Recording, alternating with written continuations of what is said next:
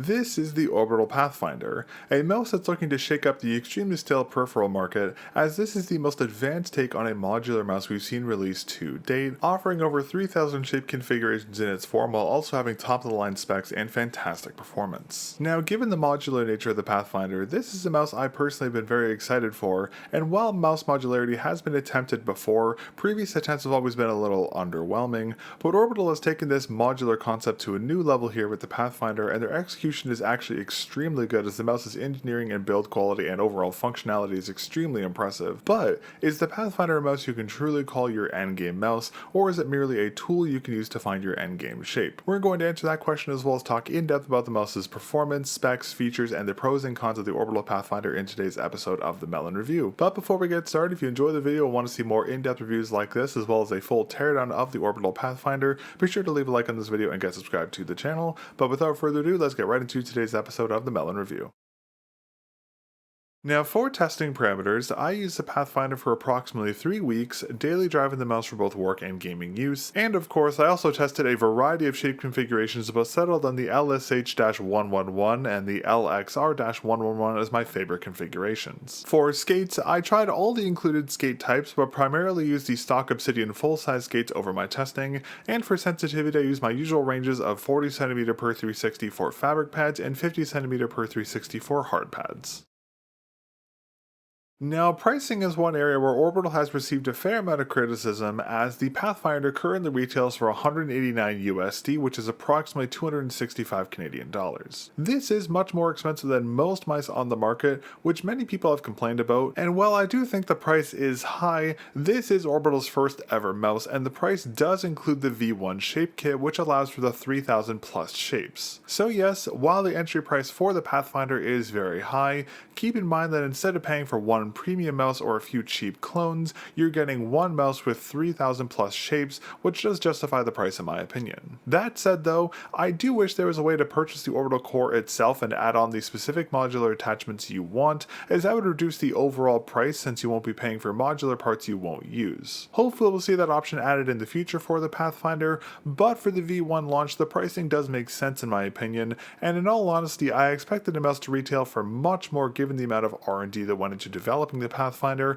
and I do think it's a very good deal considering what you're getting, almost as good a deal as becoming a channel member for only $2 Canadian a month, which gives you early access to videos like this one. But pricing aside, the mouse is available in both black and white colorways, and the shape kits are available in the same colors. You can also purchase the Helion Orange core shell for the Pathfinder and a gunmetal scroll wheel for an additional 35 USD, which to be fair does look really nice with both the white and black shape kits. However, given the high price of the Pathfinder, sticking with the black or white colorways is the most economical. But if you do purchase the alternative core shells, Orbital has made a pretty in-depth guide on how to install it, which I will have linked down in the video description, and I'll also go over how to install the core shell in the Pathfinder's teardown video, so be sure to get subscribed so you don't miss that video.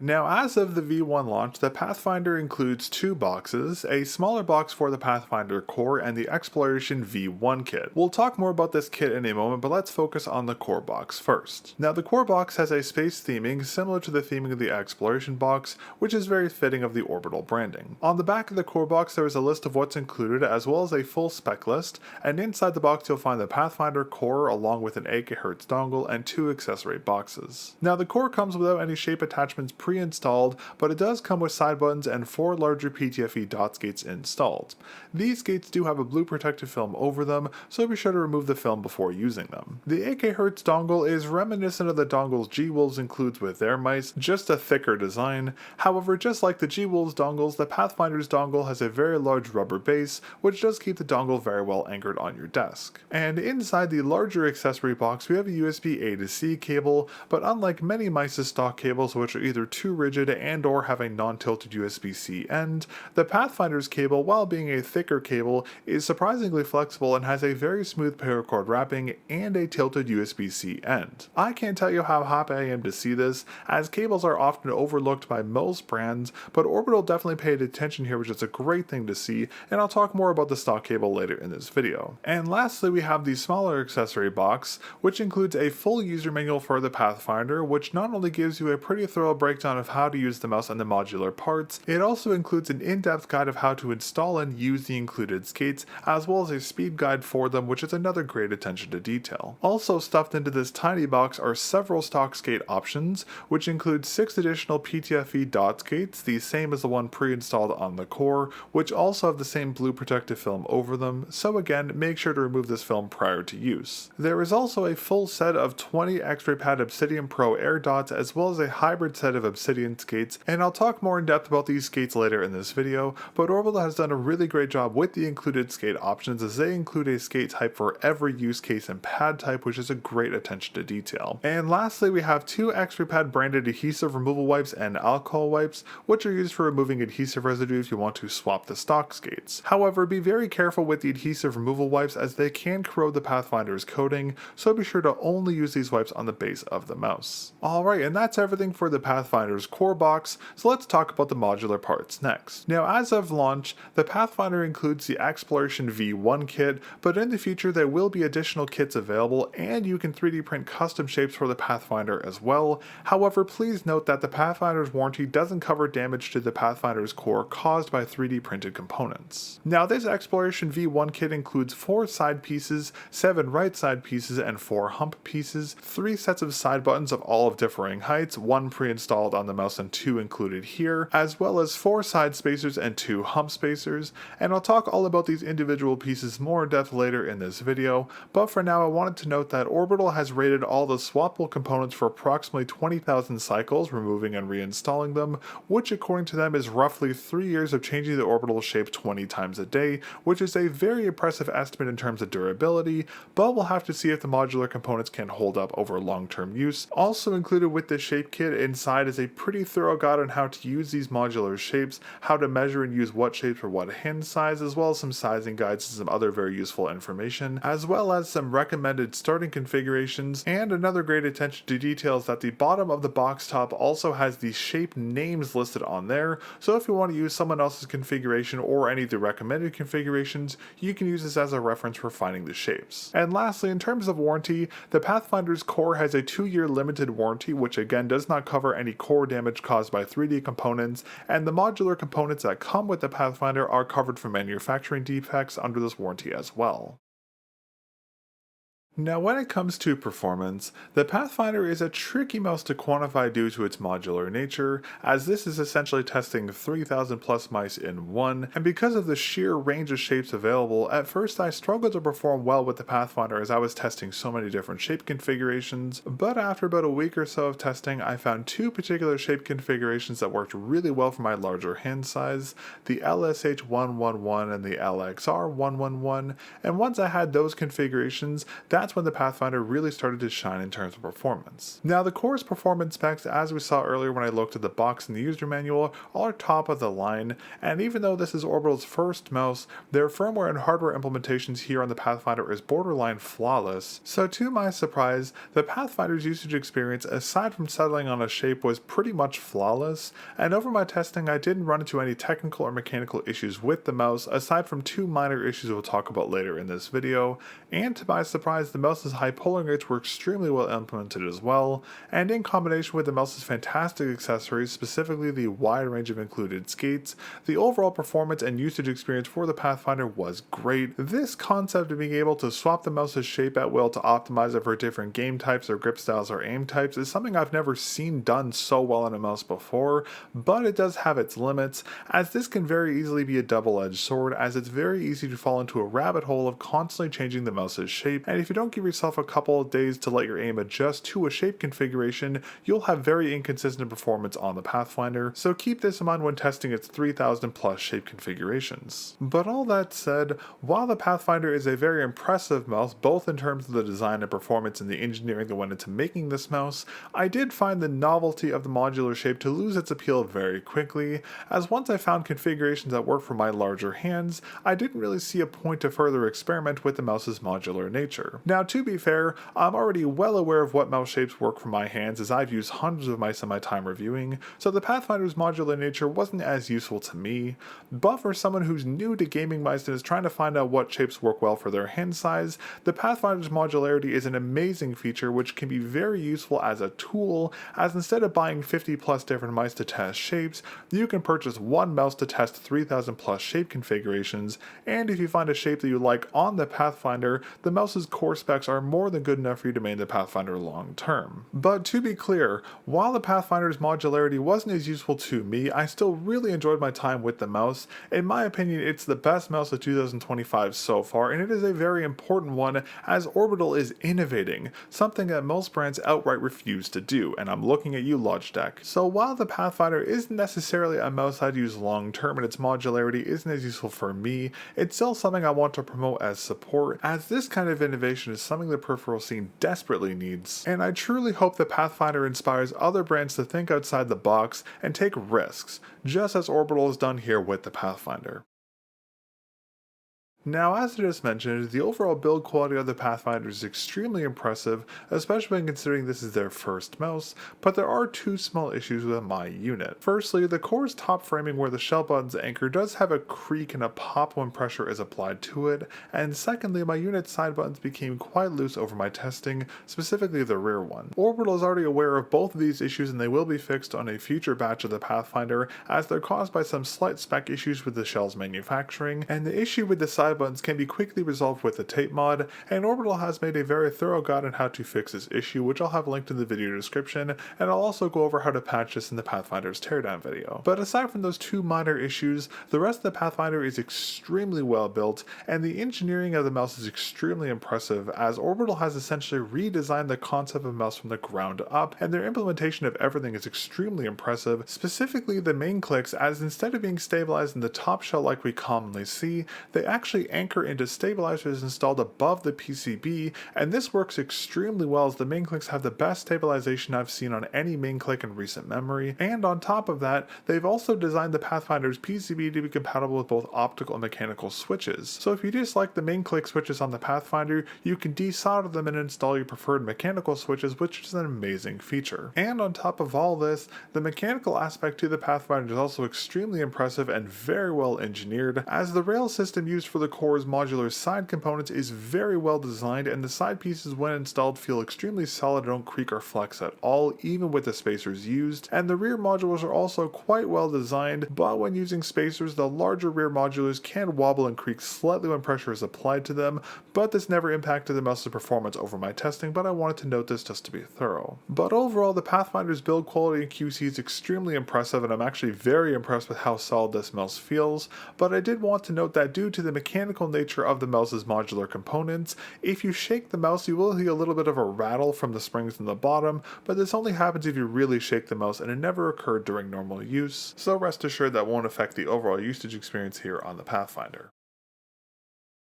Yet another very impressive aspect to the Pathfinder is its weight, as previous attempts at modular mice have historically been quite heavy, but the Pathfinder is surprisingly light despite its modular nature. Now, according to Orbital, they estimate that the mouse will weigh on average 52 to 55 plus minus 1 gram with most configurations, while the core itself will weigh approximately 44 grams. Now, from my testing, for the Pathfinder's core without any side buttons installed, with no skates the core itself weighs 43.6 grams, with 4 Obsidian Pro Air skates installed, the core weighs 43.8 grams. With the speed version of the Obsidian stock skates, the core weighs 41.1 grams. And with the full-size stock Obsidian skates, the core will weigh 45.4 grams. And in the mouse's stock configuration with the 4 PTFE dots and the default side buttons, the mouse weighs approximately 43.8 grams. And from my testing, in the lightest configuration, the AAL000, with the full-size Obsidian skates, the Pathfinder weighed approximately 54.4 grams.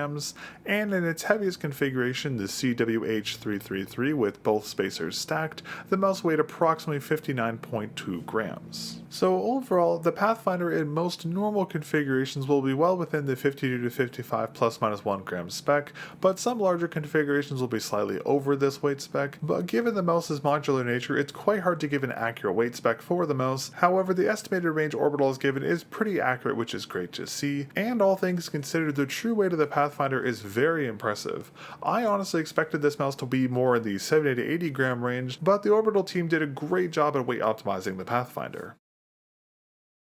For balancing, the Pathfinder's core is centrally balanced but is shifted slightly forward of the mouse's physical midline by a millimeter or two. However, when you install the modular components, the balancing point shifts to be equal to the mouse's midline, even with the thicker spacers towards the rear of the mouse. This is a great attention to detail, as if the core was perfectly centrally balanced at the mouse's physical midline, the modular components would unbalance the mouse on its y-axis. It's also worth noting that the mouse's x-axis balancing is essentially perfect, and the modular components don't unbalance the core as they're so light, even with differing spacers on both sides. Of course, if you do use only one side attachment, that will obviously unbalance the mouse slightly, but in all the usual configurations, the Pathfinder's x-axis balancing and y-axis balancing will be pretty much perfect. Now, when it comes to shape, or more accurately, shapes, the Pathfinder's modular nature, as I mentioned earlier, offers over 3,000 possible shapes. I won't delve into each individually because this video would be 10 years long, but I did want to highlight the general shape types and discuss the modular components in more detail. Now, with the current Exploration Kit V1, the Pathfinder primarily takes the form of symmetrical and asymmetrical shapes. However, the mouse does also include a tilted rear shell, which does allow for some hybrid-like shapes, though symmetrical and asymmetrical will be the primary forms. It's also worth noting that the Pathfinder's core is right-hand optimized, but since you can remove the side buttons, you can technically use the mouse ambidextrously, albeit without access to side buttons with left hands. Now let's go ahead and break down the individual modular parts, starting with the hump pieces, of which the Exploration Kit V1 includes 4 types. Firstly, we have the low hump L attachment, which is a steeper, shorter hump design meant for minimal palm contact. There is also the medium hump M attachment, which is a slightly more rounded and pronounced hump in its shaping, which offers slightly more palm contact. Next, we have the high hump H attachment, which is a much longer, taller, and more pronounced hump shape, which offers significantly more palm contact. And lastly, we have the right hand hump R attachment, which is similar in curvature to the medium hump shape, but with a left-leaning curve, which allows the Pathfinder to achieve the aforementioned hybrid shapes and provides a medium amount of palm contact, but this contact is more focused on the left side of the palm, making it ideal for tilted grips like mine. But one fantastic attention to detail about these hump shapes is that all of the hump attachments taper upwards towards their rear. So when installed on the Pathfinder, the hump attachments won't make contact with your mousepad surface, preventing drag, which is a fantastic attention to detail.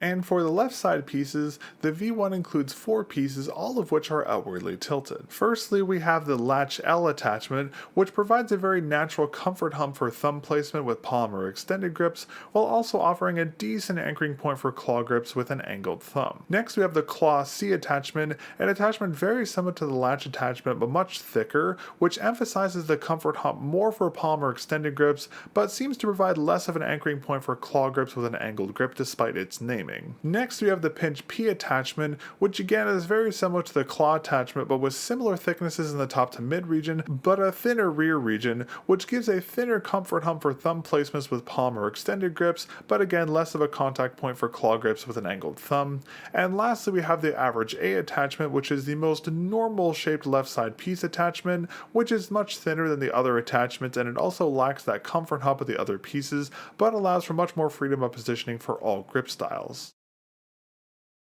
And for the right side pieces, the V1 includes 7 pieces, 3 of which are very unique. Firstly, we have the Wave W attachment, a slightly inwardly tilted attachment with a medium thickness and 2 forwardly angled wave-shaped protrusions, which create 2 natural grooves for your ring and pinky fingers, but only with the extended grips, as the waves are 2 forwardly tilted for natural support with claw or fingertip grips. Next, we have the Slash S attachment, an outwardly tilted attachment that is slightly thicker but similar to the Wave, with the same 2 wave-like protrusions, but instead of being forwardly tilted, they're vertically angled, which provides natural grooves for your pinky and ring fingers using claw or fingertip grips, but due to the protrusions angling, these pieces won't be compatible with extended grips. Next, we have the Extra Claw X attachment, a very inwardly tilted attachment and the thickest right side attachment. It's similar in theory to the Slash attachment, but instead of having 2 wave-like protrusion, it has only 1 protruding in the mid region of the attachment, and it has a more exaggerated curve curvature than the slash or wave pieces, being more akin to the end region of the right side claw attachment as well. And due to the wider spacing,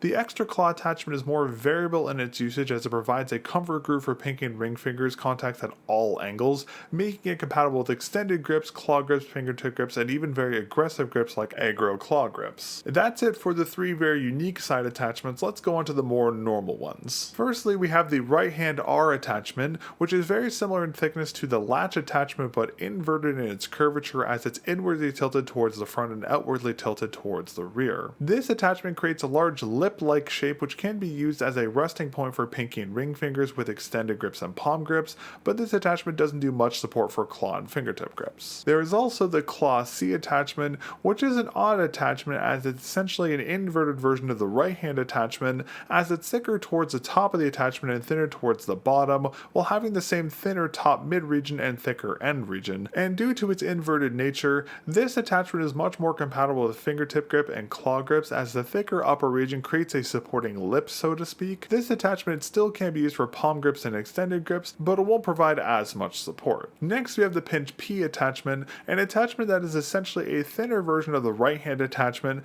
but it's much thinner at the forward and mid region, but with a similarly sized lip towards the rear. This attachment provides the same support for extended and palm grips, but I found it to be a little more optimized for claw and fingertip grips due to its thinner mid-upper region. And lastly, we have the Average A attachment, an even thinner version of the right hand attachment with an identical profile, just thinner and much less exaggerated rear region, which gives this attachment compatibility with all grip styles. But keep in mind, this is how these modular shape attachments work for my 1905 by 12.7 centimeter hands. For smaller hands, these shapes will feel and perform totally differently, so be sure to experiment with the modular attachments and see what works for your hand size and grip style. And next up we have the spacers, of which there are two for each side as well as the mouse's rear attachments. These are used to widen or lengthen the mouse's dimensions to better suit your hand size. Now the side spacers will widen your mouse by 1.25mm per thin attachment and 2.5mm per thicker attachment, and you can use these spacers interchangeably, so you can extend one side of the mouse by 2.5mm and the other by 1.25mm, and you can also double the spacers up, but this will cause some of the attachments not to fully anchor, which will cause them to wobble slightly, so while it's possible, doubling up the spacers isn't advised. For the Hump spacers, the thinner one will lengthen the mouse by 4mm and the thicker one will add 8mm, and just like the side spacers, you can also double these up if needed, but again it will cause the rear hump to wobble significantly, so doubling up these spacers also isn't recommended. And the last modular component we have is the extra set of side buttons, as in addition to the pre-installed side buttons which measure 9mm tall, there is a medium set which are approximately 10mm tall and a larger set that's approximately 12mm tall. These modular side buttons are particularly useful as some of the thicker left side attachments are thicker than the pre-installed side buttons, so you can swap them out as needed to ensure the side buttons are still actuatable, but keep in mind that the Pathfinder is designed to be as customizable as possible. So if you have very small hands and find the side pieces too thick, you can remove them entirely and simply grip the side of the core, or alternatively you can remove the hump entirely if you plan on fingertip gripping the Pathfinder. You can truly make the mouse your own, so experiment to your heart's content. Now thank you for bearing with me, as I know that was a lot of information, but these Exploration V1 attachments are what give the Pathfinder its 3000 plus shapes, and this number will increase in the future as I mentioned earlier, as Orbital has confirmed they'll be adding more shapes and more versions of the Exploration kit in the future, so within the coming months you might see the possible Pathfinder shapes jump to 6000 or even 10,000 plus, which further adds to the value of the Pathfinder and its customizability and grip compatibility. Speaking of which, since the Pathfinder is so variable in its shaping, I'm not going to discuss the contact areas or grip compatibility in depth for this review, as this review would be very long if I did so. However, I will say that generally speaking, the mouse is compatible with all grip styles with all hand sizes. There might be some caveats to this, but I'm having a hard time thinking of a hand size or a grip style that wouldn't be compatible with the Pathfinder's various configurations. Now that we've talked about the Pathfinder's modular components in depth, let's talk about another great feature of this mouse, its coating. I'd best describe the Pathfinder's coating as a hybrid, chalky, rubberized-like coating, very similar to the coating Razer used on the Death Adder V3 Wired, or you can think of it as a slightly more rubberized Wise Owl Feather Gen 3-like coating. Now the coating is applied to the Pathfinder's core, including its sides as well as all the modular pieces, and this coating, as expected given its similarity to the other coatings, is very grippy for both wet and dry dry hands even for sweatier hands like mine, and I was able to keep a consistent grip on all the shape configuration I tested, including fingertip optimized ones. And since Orbital took the time to apply the coating to the sides of the core, if you opt to use the Pathfinder without any side pieces, the core side shell is still very grippy, which is a great attention to detail. But while the coating on the Pathfinder does perform great, there is one downside to it, as just like the other coatings the Pathfinder's coating is similar to, the coating does pick up dust and debris and oils from your skin like a magnet does metal, so if you have the black colorway of the Pathfinder, the shell will have kind of a grimy look to it unless you clean it off frequently with a microfiber cloth. Now this doesn't affect the performance of the coating, it is just a trait of very grippy coatings like the Pathfinder's,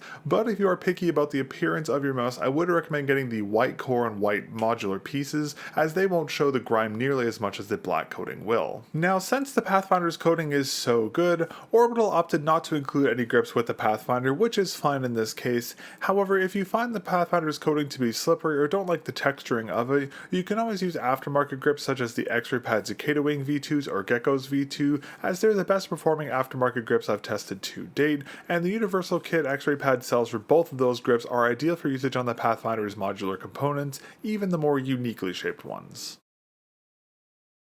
Now, as I mentioned earlier, Orbital has essentially redesigned the concept of mouse from the ground up here on the Pathfinder in order to be compatible with its modular design, and while they've done a fantastic job in this regard, one area where they've specifically excelled is with the main clicks, as they're using an onboard stabilizer that provides fantastic stabilization. But before we talk about that, let's quickly discuss the main clicks button design. Now, Orbital has opted for a thicker shell button design here on the Pathfinder, with buttons that are slightly curved to match the forward shell curvature. The buttons also have a fairly pronounced concave indentation running from the end to about the midpoint of the shell buttons, which naturally guides your finger towards the center of the click in that region. The buttons also share the same grippy coating as the rest of the Pathfinder's shell, which, in combination with the indentations, makes the main clicks very comfortable and easy to consistently grip. Now, as I just mentioned, the main clicks here on the Pathfinder are incredibly well stabilized, arguably being the most solid feeling and well stabilized main clicks I've used this year. And even when actuated, the side buttons barely shift, which is extremely impressive,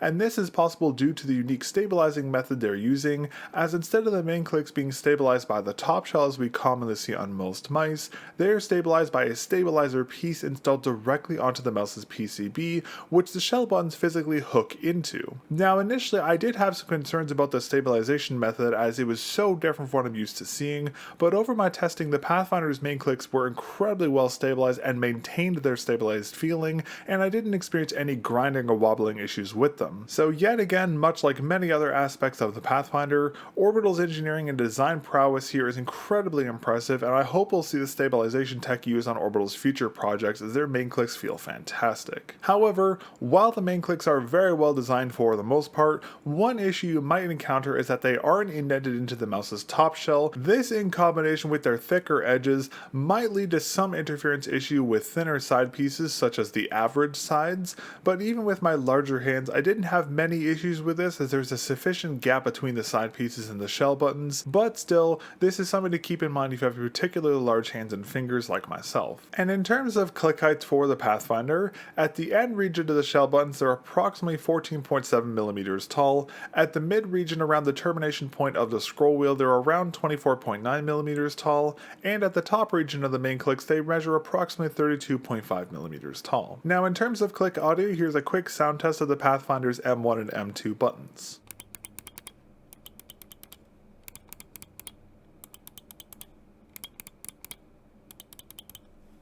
As you can probably tell from the sound test, the Pathfinder is using my beloved mel0n optical switches, specifically the D2FP-FN2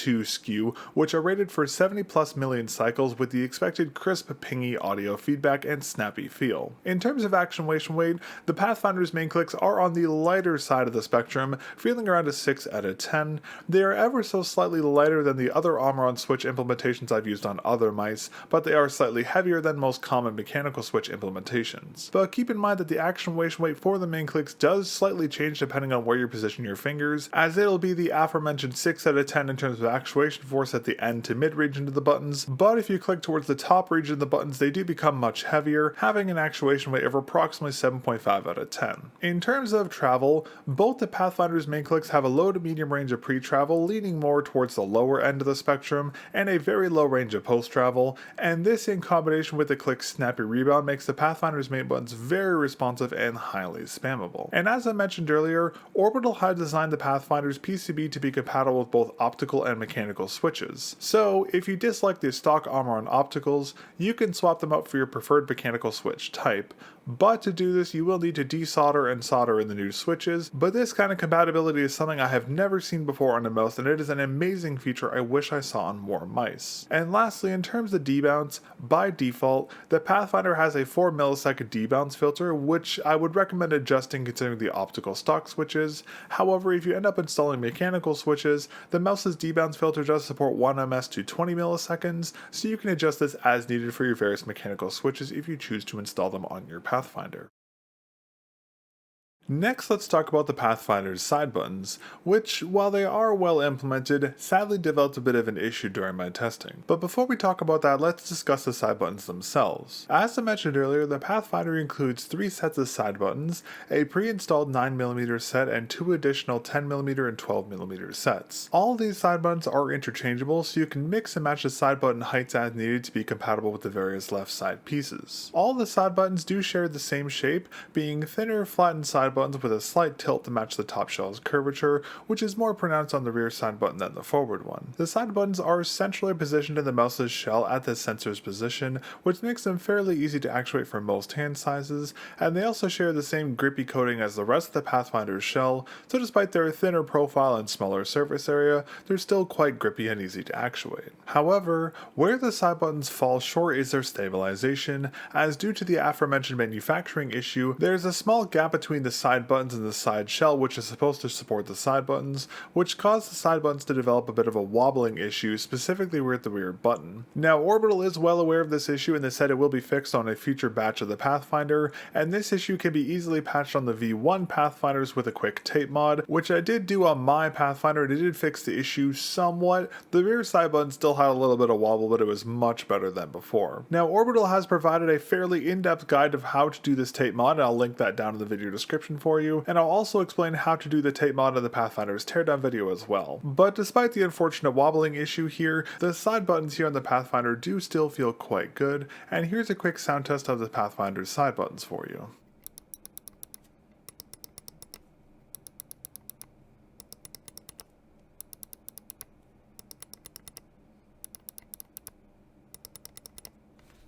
Inside, the Pathfinder is yet again using mel0n optical switches, which I'm very happy to see, specifically the D2LS-21 SKU, which are the same ones we saw used in the G-Wol's HTX Mini for the main and side clicks, but these ones are rated for 5 million cycles. These switches have a similar actuation weight to the main clicks, feeling around a 6 out of 10, which gives the Pathfinder a very balanced feel across its buttons. And in terms of travel, both the Pathfinder's side buttons have a very low range of pre-travel, bordering on none, and a small range of pulse travel, and both also have a very snappy rebound, which makes the side buttons very spammable.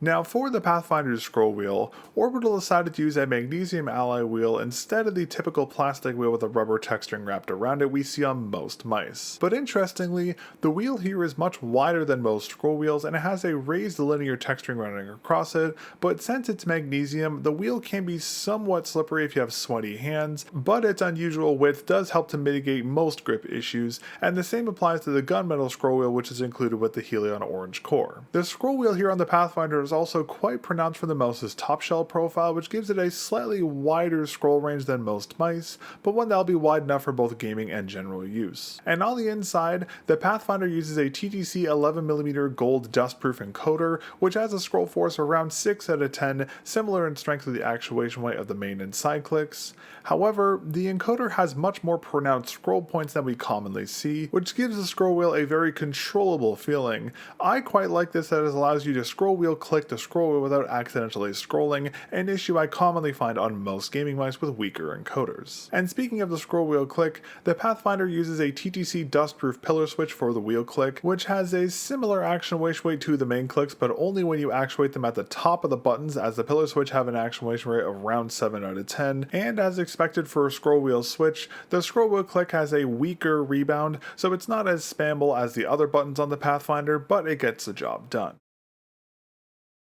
Next, let's talk about the Pathfinder's sensor and MCU. As expected for any high-performance gaming mouse released in 2025, the Pathfinder is using the Pixar 3950, specifically the PAW 3950DM-T5QU SKU, which has a DPI range of 100 to 30,000, which is adjustable via 100 DPI steps, as well as the expected 750 IPS and 50 gram acceleration ratings. Now, motion sync, ripple, and angle snapping are enabled on the sensor, but both motion sync and ripple are enabled by default, and interestingly enough, the sensor only supports 1mm and 2mm LOD levels. There's no 0.7mm level that we commonly see on most 3950s. There is also no sensor tilt options enabled on the sensor currently, which is disappointing as that feature is quite useful for people who use angled grips like myself. But what's very interesting about the Pathfinder's sensor is its positioning. As while it's centrally positioned in the core, you can significantly lengthen the mouse depending on the hump and spacers you use, and thusly the Pathfinder's sensor position has a bit of variability to it,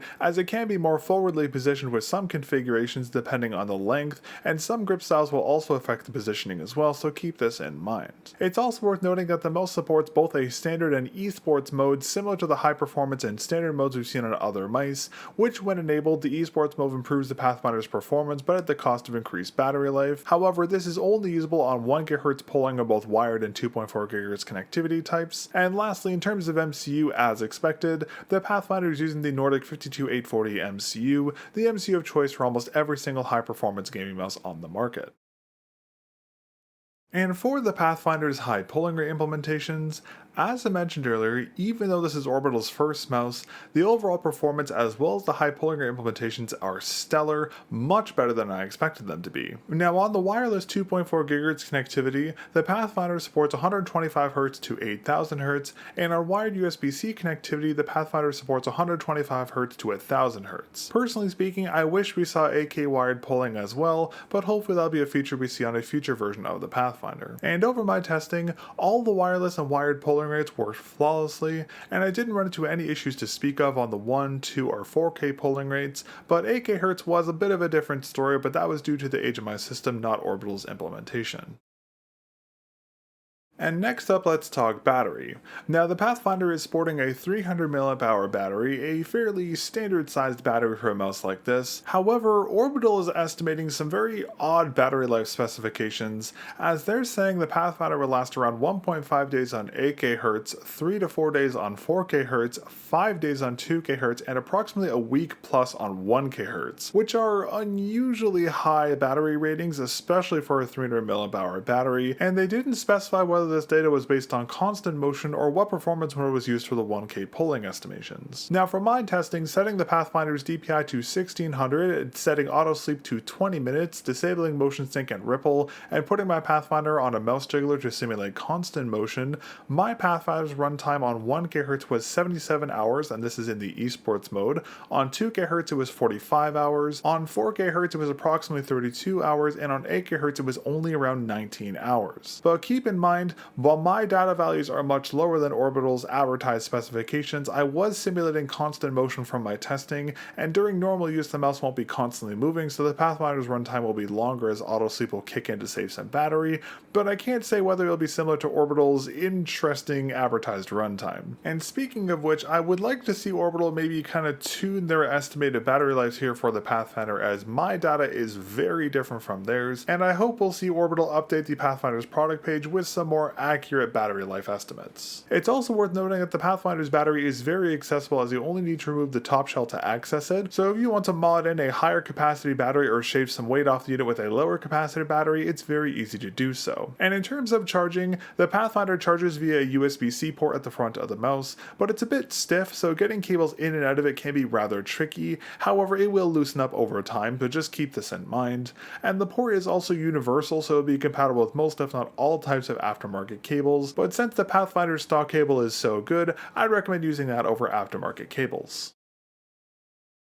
Next, let's talk about software. Currently, there is only an installable software available for the Pathfinder, but Orbital has confirmed they're developing a web-based driver which should be releasing in the coming weeks. Hopefully, while some features are missing on the mouse's current software, such as the 0.7mm LOD and the sensor tilt feature, we'll see those added to the web-based software, but we'll have to wait and see for it to release with whatever Orbital decides to add. Now, the software itself is very similar to the installable software WiseOwl used for their mice, which is a good thing as just like WiseOwl's installable software, it's very easy to navigate and use. Now on the software's main page, we can see that the software is split into 6 tabs, of which this page is the first, and up in the top right we can see a battery indicator which does display a percentage when discharging but not when charging, or at least until the battery is fully charged, and at the base of the software we can see a profile settings menu in which you can choose one of the 5 onboard profiles as well as import or export them as needed. In the next tab we have a suite of button remapping options for the Pathfinder, but sadly there is no option to rebind the base DPI button, and there's no option to rebind a button such as the base one to swap the mouse's profile, at least on this version,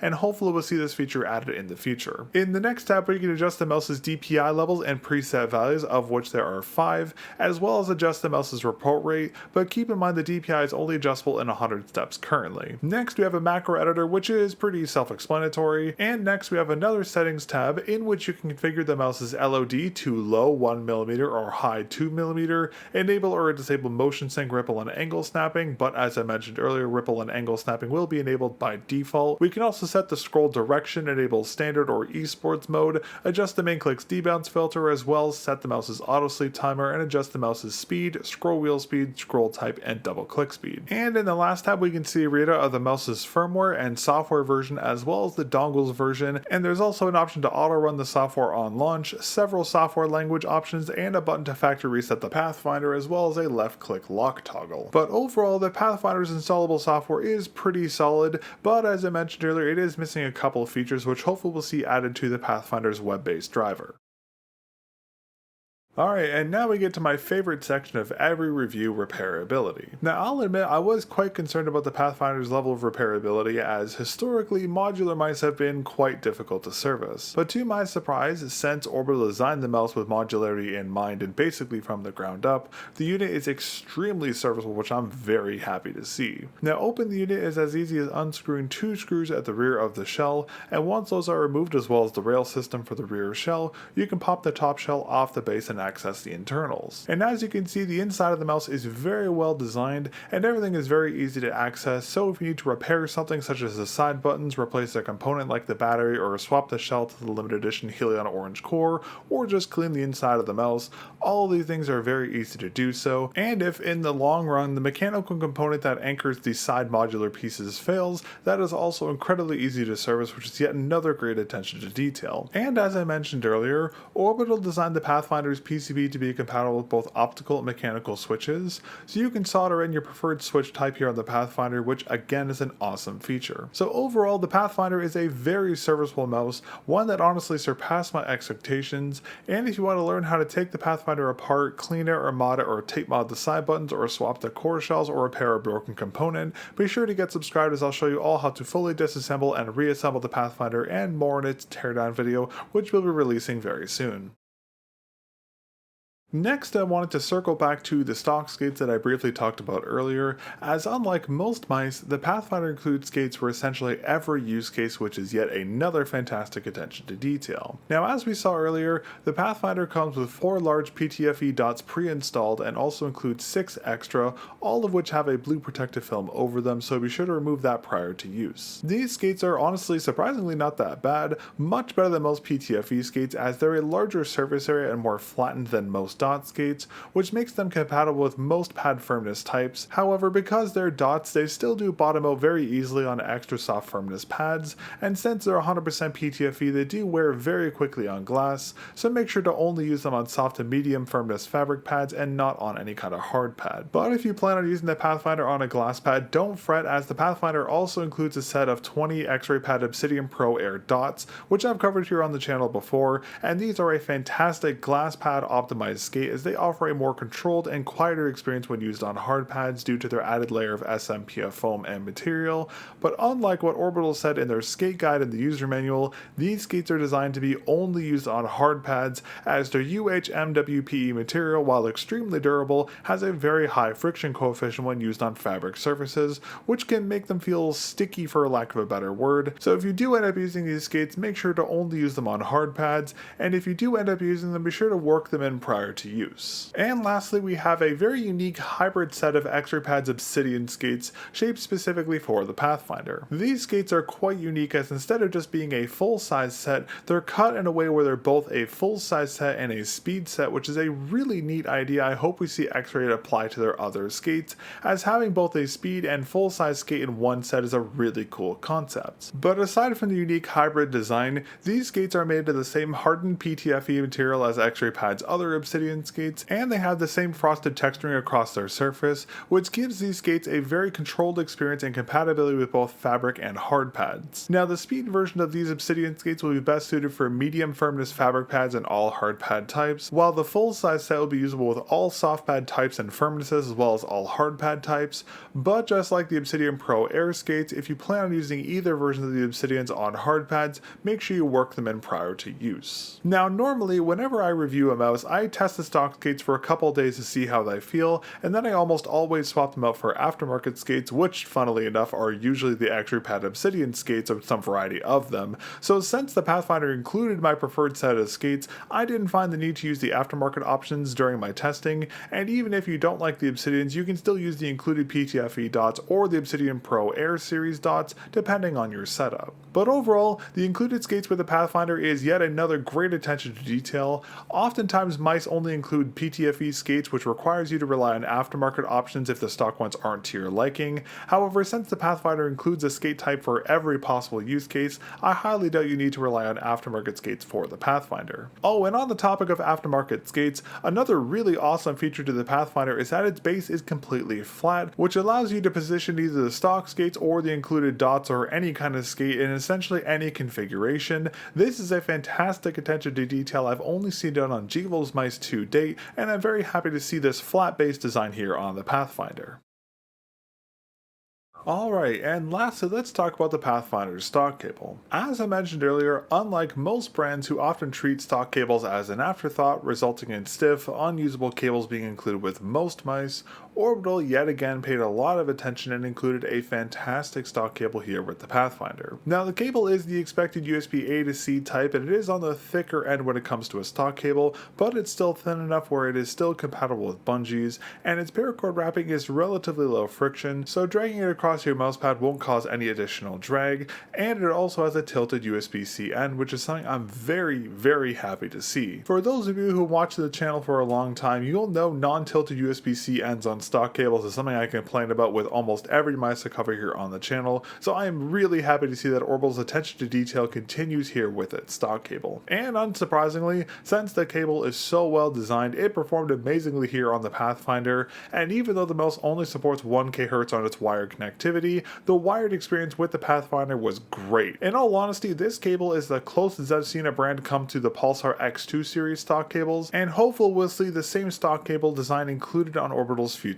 projects. Alright, well, in closing, overall I am genuinely impressed with the Orbital Pathfinder. Admittedly, I had a lot of concerns about this project given how ambitious it was, and the prototype I used last year was pretty rough around the edges, so while I was very excited for this mouse, I had my doubts of how well it would be executed. But with the V1 here in my hands, I have to say the Orbital team has exceeded my expectations in every way, and while it's not perfect, for a V1 I'm really impressed, specifically with the design and engineering that went into this product, and the fact that you can get a single mouse that for now has 3,000 plus possible shapes in such a solid frame with top line specs and performance all in one mouse is frankly insane. And on top of that, the mouse's repairability is absolutely stellar, and it'll be getting more shapes in the future, so while currently the Pathfinder only has 3,000 plus shapes, that number could grow to 6,000 or even 10,000 plus in the future. But all that said, can the Pathfinder be your endgame mouse?